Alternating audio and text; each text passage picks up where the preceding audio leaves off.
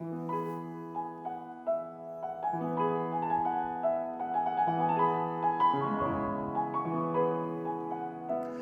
originally from Denmark, and I want to tell you two stories by Danes. One is by the writer Hans Christian Andersen, and the other is by the artist Asger Jorn. Both are stories about ducklings. Asger Jorn once proclaimed, "The innermost essence of art is to grasp the human being. The artistic experience is neither to look at nor to admire, but to live in the work of art." Tonight we show you how to live in the work of art in mixed reality.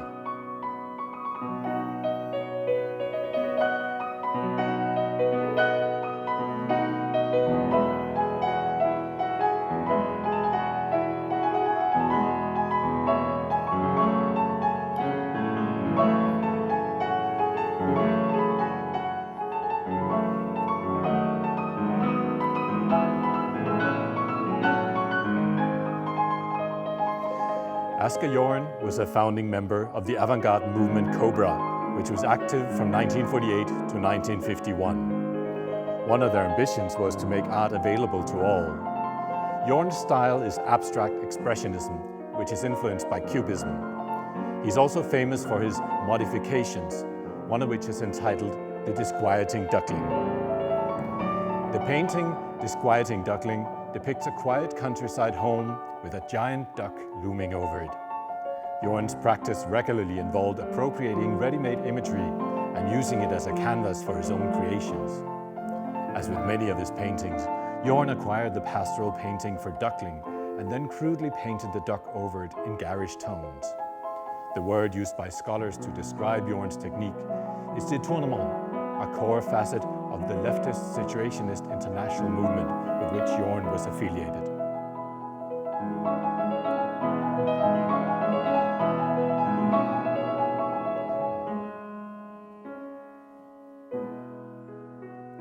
Perhaps the story of the disquieting duckling reminds you of Hans Christian Andersen's famous story, The Ugly Duckling. At last the large egg broke, and the young one crept forth crying, "Peep, peep." It was very large and ugly. The duck stared at it and exclaimed, "It is very large and not at all like the others. I wonder if it really is a turkey." We shall soon find out, however, when we go to the water. It must go in if I had to push it myself.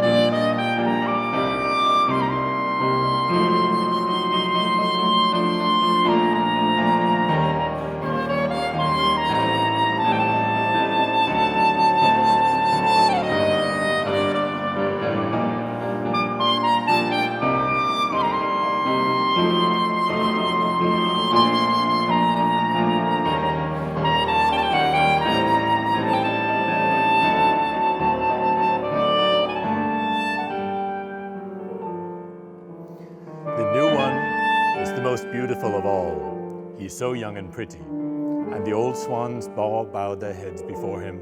The hen felt quite ashamed and hid his head under his wing, for He did not know what to do, he was so happy, and yet not at all proud. He'd been persecuted and despised for his ugliness, and now he heard them say he was the most beautiful of all the birds. Even the elder tree bent down its boughs into the water before him, and the sun shone warm and bright. Then he rustled his feathers, curved his slender neck, and cried joyfully from the depths of his heart, "I never dreamed of such happiness as this while I was an ugly duckling." Things are not always what they seem, just different. Follow your dreams and dare. Let me introduce to you David Salleras on saxophone, Svetlana Rudenko on piano, and Xiangpeng Fu on Oculus Quest 3.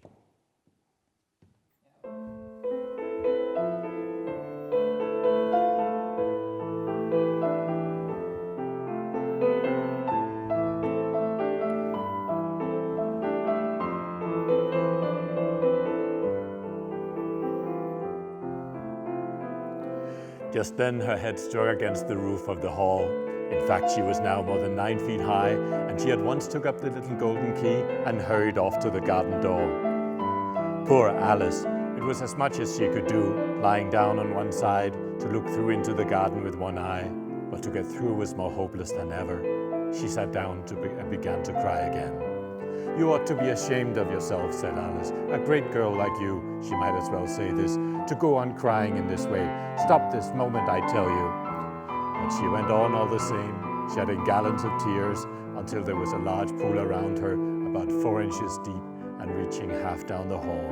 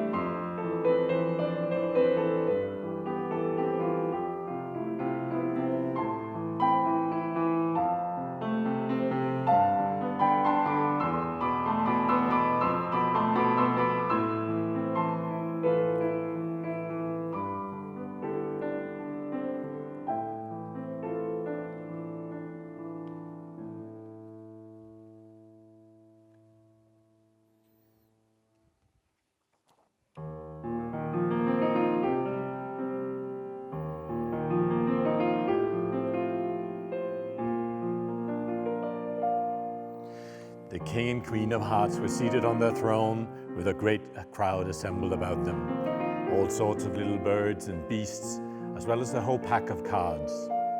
The knave was standing before them in chains with a soldier on each side to guard him. And near the king was the white rabbit with a trumpet in one hand and a scroll of parchment in the other. In the very middle of the court was a table with a large dish of tarts upon it. They looked so good that it made Alice quite hungry to look at them.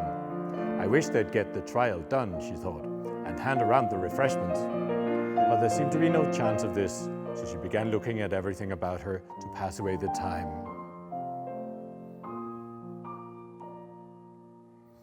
"Herald, read the accusation," said the king. On this the white rabbit blew 3 blasts on the trumpet.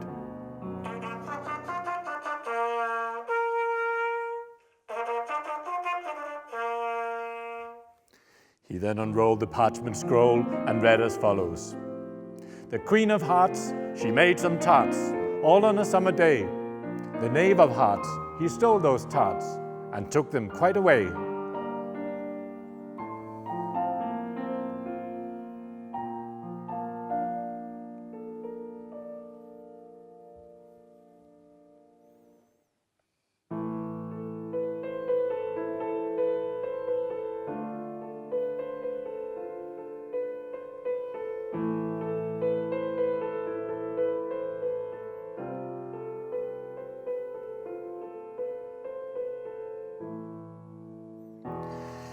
"It's a pun," the king added in an offended tone, and everybody laughed. "Let the jury consider their verdict," the king said for about the 20th time that day. "No, no," said the queen. "Sentence first, verdict afterwards."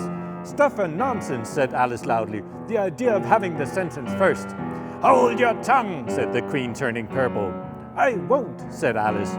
"Off with her head," the queen shouted at the top of her voice. Nobody moved. "Who cares for you?" said Alice. She had grown to a full size by this time. "You're nothing but a pack of cards." At this, the whole pack rose up into the air and came flying down upon her. She gave a little scream, half of fright and half of anger, and tried to beat them off, and found herself lying on the bank with her head in the lap of her sister, who was gently brushing away some dead leaves that had fluttered down from the trees upon her face. "Wake up, Alice dear," said her sister. "Why, what a long sleep you've had." "Oh, I've had such a curious dream," said Alice, and she told her sister, as well as she could remember them, all the strange adventures. And when she had finished, her sister kissed her and said, "It was a curious dream, dear, certainly. But now run into your tea, it's getting late."